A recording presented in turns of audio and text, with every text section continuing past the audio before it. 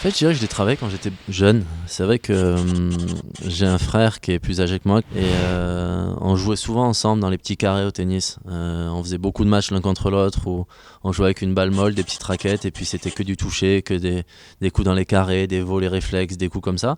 Et c'est vrai que ça m'a fait beaucoup travailler. Et on allait aussi dans une maison de campagne, on ratissait un petit peu par terre parce que c'était de la terre. On mettait un terrain de tennis et on était capable de jouer pendant 3-4 heures. Et du coup, voilà, ça m'a fait vachement travailler mon toucher.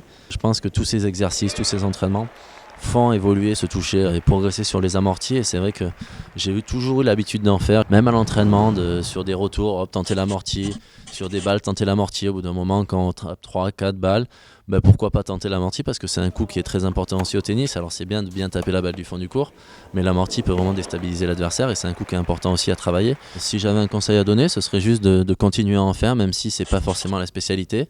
Et petit à petit, on va voir qu'en prenant confiance, en réussissant 1, 2, 3, ben hop, on se sent capable de le faire. Et puis dans les moments importants, hop, c'est possible de le réussir.